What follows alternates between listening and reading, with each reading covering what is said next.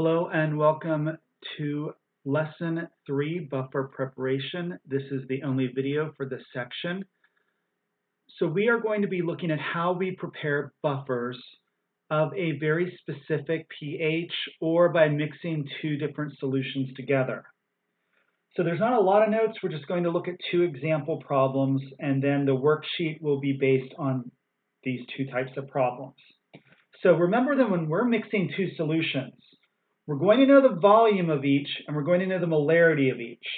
And we know that volumes are additive. So we can add two volumes together.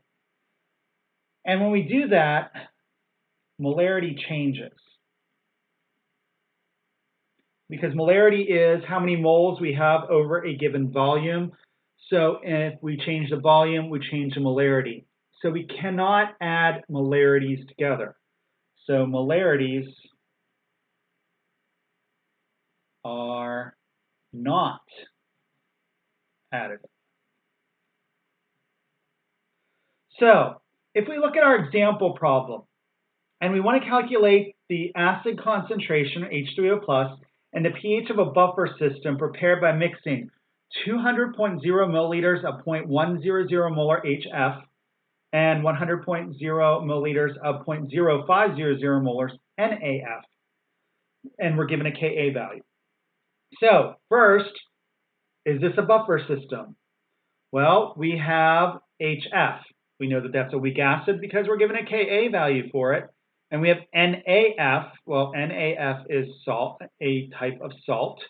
And we have a common ion, the F. And their concentrations are reasonably similar.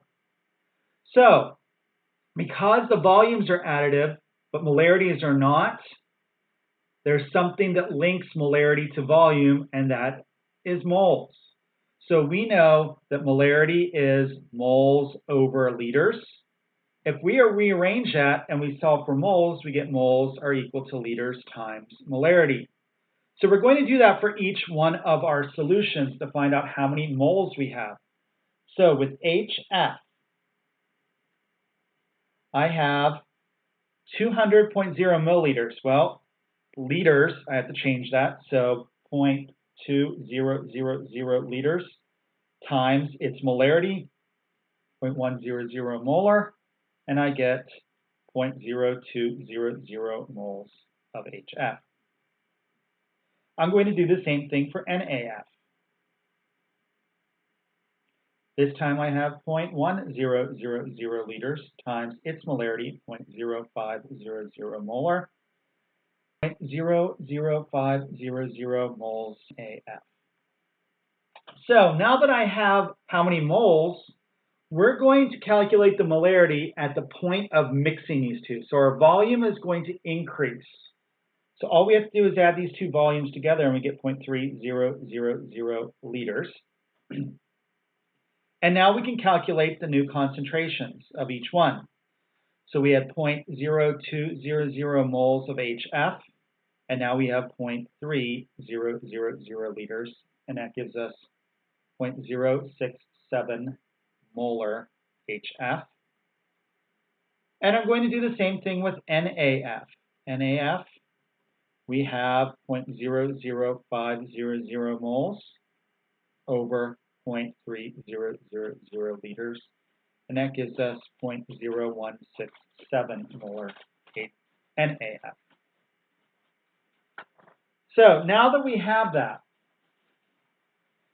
we are going to make an ice chart for our weak acid. And we're going to have F- and H2O+. And we're going to do this as a regular ice chart.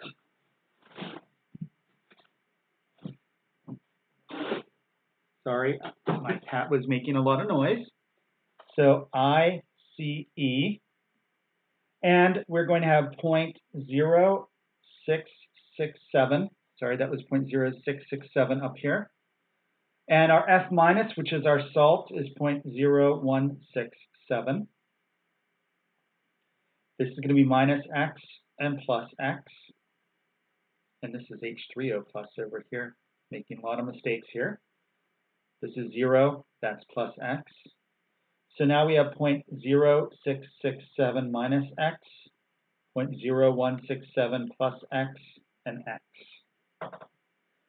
So with these, we can make an assumption. We are going to always assume x is insignificant. So all we have to do is the pH is equal to pKa. Well, here was our Ka, so the negative log of that is 3.14 plus the log of the salt, 0.0167 over 0.0667, which is the concentration of the acid in this case. And when we do this, we get pH is equal to 2.54. And then we take 10 to the minus pH to give us our H3O plus concentration of 2.88 times 10 to the minus third molar. And there are our two answers. So that is our first type of problem. So we're always going to assume x is insignificant with these problems. It's not going to make a big difference whatsoever. So really don't have to do the ice chart, but I just did that to show you what we're going to do. So all we have to do is find the new concentrations of the two with the new volume and then plug those values in here. Our next type of problem is mathematically a little bit more difficult, but let's say that we wanted an amount of a buffer of a certain pH. So we have a solution that's 0.100 molar NH3. So we know that that is a weak base. So we were going to make a weak base buffer system. And we want to know how much ammonium chloride of our salt we are going to need to make 500.0 milliliters of a pH 9.50 buffer solution. So if we look up the Kb value, we get 1.8 times 10 to the minus fifth, which gives us a pKb of 4.74. Negative log of Kb is our pKb. So we have to deal with our base version of the Henderson-Hasselbalch equation, which is based off of pOH.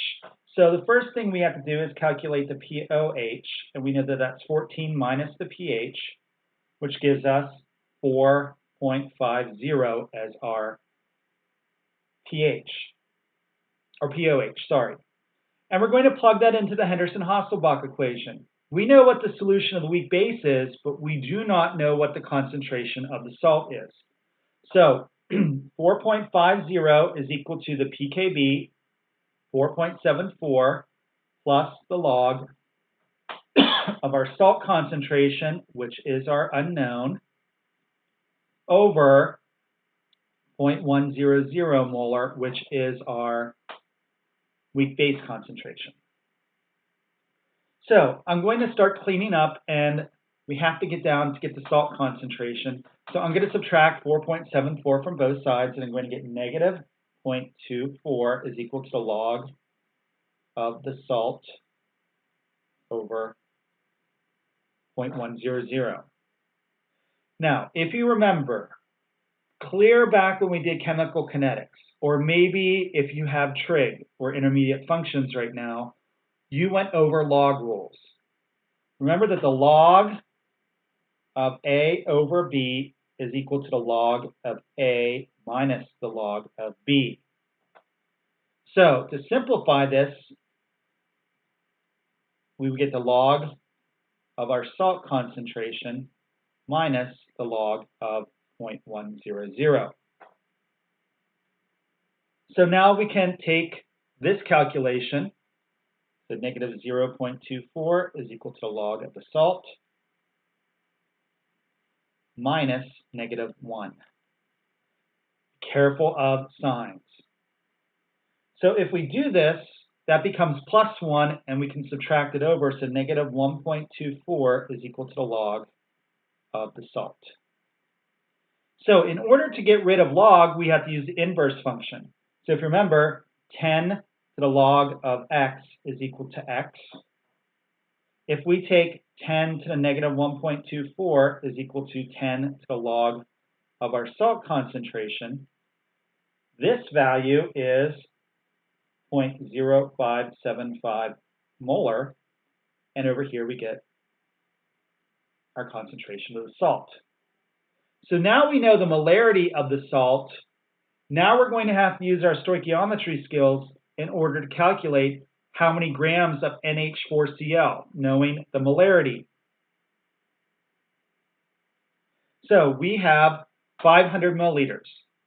So we know that molarity is equal to moles over liters. We know the molarity, we just solved for that. We know how many liters, we have 500 milliliters, so we're going to solve for moles. So moles are equal to the liters, 0.5000 liters times 0.0575 molar.